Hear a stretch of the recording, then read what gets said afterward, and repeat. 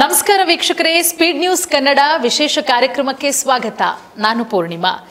ಎಂದಿನಂತೆ ಸದ್ಯಕ್ಕೆ ರಾಜ್ಯದಲ್ಲಿ ಆಗ್ತಾ ಇರುವಂತಹ ಬೆಳವಣಿಗೆಗಳು, ದೇಶದಲ್ಲಿ ಆಗ್ತಾ ಇರುವಂತಹ ಬೆಳವಣಿಗೆಗಳು ಎಲ್ಲದರ ಬಗ್ಗೆ ನಾವು ನಮ್ಮ ಕಾರ್ಯಕ್ರಮದಲ್ಲಿ ದಿನನಿತ್ಯ ಚರ್ಚೆ ಮಾಡ್ತಾ ಹೋಗ್ತಿದ್ದೀವಿ.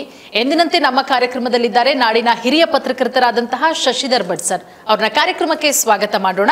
ಸರ್, ಕಾರ್ಯಕ್ರಮಕ್ಕೆ ಸ್ವಾಗತ ತಮಗೆ. ಸರ್, ಕಳೆದ ಕೆಲ ದಿನಗಳಿಂದ ನಾವು ಧರ್ಮಸ್ಥಳದ ವಿಚಾರವನ್ನ ಚರ್ಚೆ ಮಾಡ್ತಾ ಇದ್ದೀವಿ. ಇಲ್ಲಿ ನಮ್ಮದು ಯಾವುದೇ ಪರವೂ ಇಲ್ಲ ಅಥವಾ ನಾವು ವಿರೋಧವೂ ಇಲ್ಲ. ನಮ್ಮ ಸ್ಟ್ಯಾಂಡ್ ಇರೋದು ಸೌಜನ್ಯಾಗೆ ನ್ಯಾಯ ಸಿಗಬೇಕು. ಅದರ ಜೊತೆಗೆ ಇನ್ನು ಸಾಕಷ್ಟು ಹೆಣ್ಣು ಮಕ್ಕಳ ಕೊಲೆಯಾಗಿದೆ, ಅಲ್ಲಿ ಹೆಣ್ಣು ಮಕ್ಕಳ ಅತ್ಯಾಚಾರ ಆಗಿದೆ ಅನ್ನುವಂತಹ ವಿಚಾರ.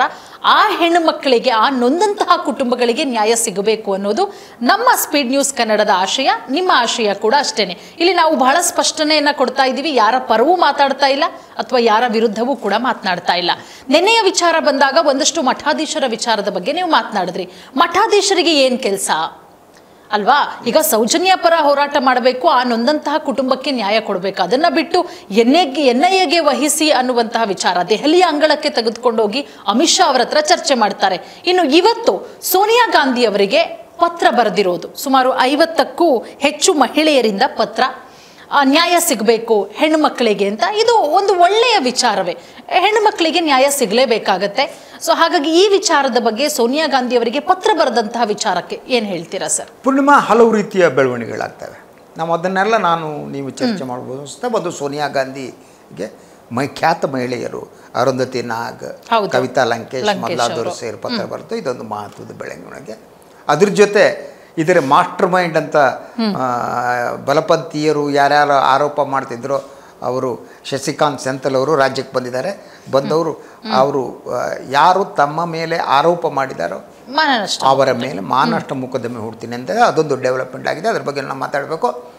ಹಾಗೆಯೇ ದಟ್ ನಿನ್ನೆ SIT ಮುಖ್ಯಸ್ಥರು ಮಂಗಳೂರಿನಲ್ಲಿ ಒಂದು ಸಭೆ ಮಾಡಿದ್ರು. ಬೆಳ್ತಂಗಡಿಗೆ ಹೋಗ್ಬಿಟ್ಟು ಡೆವಲಪ್ಮೆಂಟು.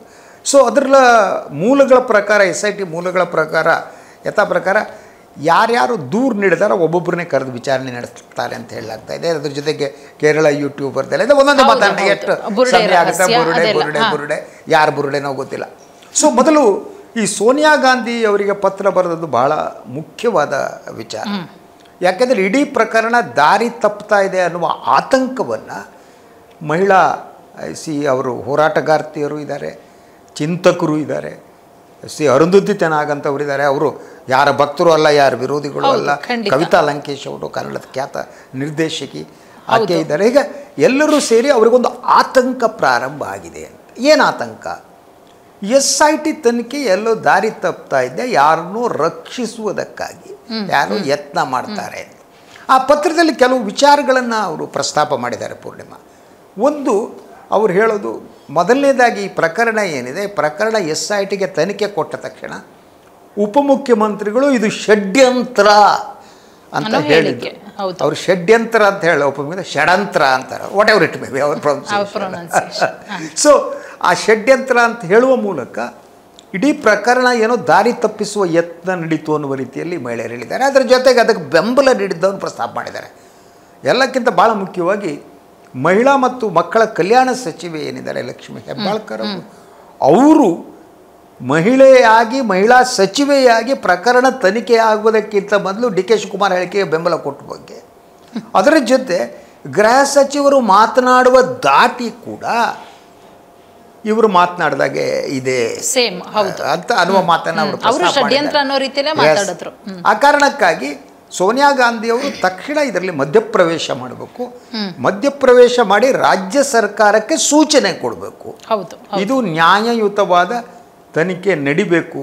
ಇದು ಅಂದರೆ ಒಂದು ರೀತಿ Congress high command should interfere and instruct.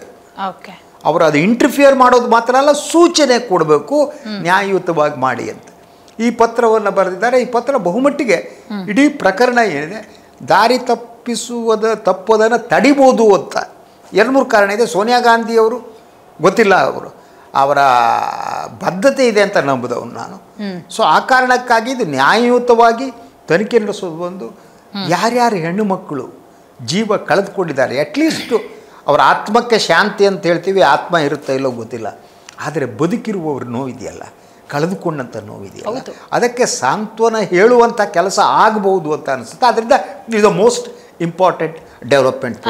ಅಂದರೆ ಸರ್, ಈಗ ಒಂದು ಪ್ರಶ್ನೆ ಕಾಡ್ತಾ ಇರೋದು, ಸೋನಿಯಾ ಗಾಂಧಿ ಅವರಿಗೆ ಪತ್ರ ಬರೆಯೋದಕ್ಕೆ ಕಾರಣ ರಾಜ್ಯ ಕಾಂಗ್ರೆಸ್ನ ನಾಯಕರು ಕೊಡ್ತಾ ಇರುವಂತ ಹೇಳಿಕೆಗಳಿಗೆ ಬ್ರೇಕ್ ಹಾಕಿ ಇನ್ನು ತನಿಖೆ ನಡೀತಾ ಇದೆ, ತನಿಖೆ ಮುಗಿದ ಮೇಲೆ ಷಡ್ಯಂತ್ರನೋ ಅಥವಾ ಮತ್ತೊಂದೋ ಮಗದೊಂದೋ ಗೊತ್ತಾಗ್ಲಿ ಅಂತ ಹೇಳಿ ಈಗ ಸೋನಿಯಾ ಗಾಂಧಿ ಅವರಿಗೆ ಪತ್ರ ಬರೆದಿದೆ ರಾಜ್ಯ ಮಹಿಳಾ ಘಟಕ ಅಂತ ಹೇಳಿ ನೀವು ವಿಶ್ಲೇಷಣೆ. ಅದರಲ್ಲಿ ಮಹಿಳಾ ಘಟಕ ಅಲ್ಲ, ಅದು ಒಂದು 10 ಮಹಿಳಾ ಆರ್ಗನೈಸೇಷನ್, ಅದ್ರ ಜೊತೆಗೆ ಇಂಡಿವಿಜುವಲ್ಸ್ ಇದ್ದಾರೆ. ಸುಮಾರು 40ರಷ್ಟು ಇಂಡಿವಿಜುವಲ್ ಮಹಿಳಾ ಬೇರೆ ಬೇರೆ ಕ್ಷೇತ್ರದಲ್ಲಿ ಕೆಲಸ ಮಾಡಿದ ಗಣ್ಯ ಮಹಿಳೆಯರು, ಗೌರವಾನ್ವಿತ ಮಹಿಳೆಯರು.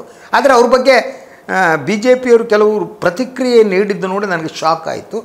ಸೊ ಕೇಂದ್ರ ಸಚಿವ ಸೋಮಣ್ಣ ಅವರ ಪ್ರತಿಕ್ರಿಯೆಯನ್ನು ನೋಡಿದೆ, ಇನ್ಯಾರ್ದೋ ಪ್ರತಿಕ್ರಿಯೆಯನ್ನು ನೋಡಿದೆ. ಅವರು ಈ ಮಹಿಳೆಯರನ್ನ ಯಾರೋ ದಾರಿ ತಪ್ಪಿಸಿದ್ದಾರೆ ಅನ್ನೋ ರೀತಿಯಲ್ಲಿ ಮಾತನಾಡ್ತಾರೆ. ಅವರು ನೀವು ಅರುಂಧತಿ ನಾಥ್ಗೂ ಕವಿತಾ ಲಂಕೇಶ್ ಅಂತವ್ರನ್ನ ಯಾರು ದಾರಿ ತಪ್ಪಿಸೋಕ್ಕಾಗತ್ತಾ? ಅವರು ಸ್ವತಂತ್ರ ವಿಚಾರಧಾರೆಯವರು. ಅವರು ಮಹಿಳೆ ಜಗತ್ತಿನಲ್ಲಿ ಏನು ಮಾಡ್ಬೋದು ಅಂತ ಮಾಡಿ ತೋರಿಸಿದಂಥ ಗಟ್ಟಿಗಿತ್ತಿ ಅಂತಾರೆ ನಮ್ಮಲ್ಲಿ. ಸೊ ಅಂಥವ್ರನ್ನ ದಾರಿ ತಪ್ಪಿಸೋಕ್ಕಾಗುತ್ತಾ? ಅವ್ರೇನು ರಾಜಕಾರಣಿಗಳಲ್ಲ, ಅಥವಾ ರಾಜಕೀಯ ಲಾಭ ಇದೆಯಾ? ರಾಜಕೀಯ ಲಾಭದೂ ಇಲ್ಲ ಅವರು. ಸೊ ಅವರು ಯಾವುದೇ ಧರ್ಮದ ವಿರೋಧಿ ಪರವಾಗಿದ್ದವರು ಅಲ್ಲ, ಅವರು ಭಾಳ ಸ್ಪಷ್ಟವಾಗಿ ನೊಂದವರ ಪರವಾಗಿ ನಿಂತಿದ್ದಾರೆ. ಅದನ್ನು ಇದ್ದಕ್ಕಿದ್ದಾಗೆ ಕಾಂಗ್ರೆಸ್ ಅವರು ಹೇಳಿ ಇವರು ಎತ್ಕಟ್ಟಿದ್ದಾರೆ, ಇವ್ರಿಗೆ ಬುದ್ಧಿ ಇಲ್ಲ ಅನ್ನೋ ರೀತಿ ಸೋಮಣ್ಣನಂತವ್ರು ಹೇಳಿಕೆ ಕೊಡ್ತಿದ್ದಾರೆ. ಅಂದರೆ ಪಾಲಿಟಿಕ್ಸ್ ಈಸ್ ಪ್ಲೇಯಿಂಗ್ ಅಂತ. ರಾಜಕಾರಣ ಇಲ್ಲಿ ಆಟ ಆಡುವುದಕ್ಕೆ ಪ್ರಾರಂಭ ಆಗಿದೆ. ರಾಜಕಾರಣಿಗಳು ಇಡೀ ಇದ್ರ ಘಟನೆಯಲ್ಲಿ ತಮಗಾಗುವ ರಾಜಕೀಯ ಲಾಭ ಏನು ಅಂತ ಯೋಚನೆ ಮಾಡ್ತಾರೆ.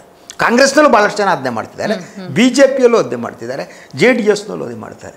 ರಾಜಕೀಯ ಲಾಭವನ್ನು ಬಿಟ್ಟು ಅಟ್ಲೀಸ್ಟು ಯಾರು ನೊಂದಿದ್ದಾರೆ ಅವರಿಗೆ ನ್ಯಾಯ ಸಿಗಲಿ ಅನ್ನುವ ಕನಿಷ್ಠ ಬದ್ಧತೆ ಮತ್ತು ಕಳಕಳಿ ಎರಡೂ ಕಾಣ್ತಾ ಇಲ್ಲ.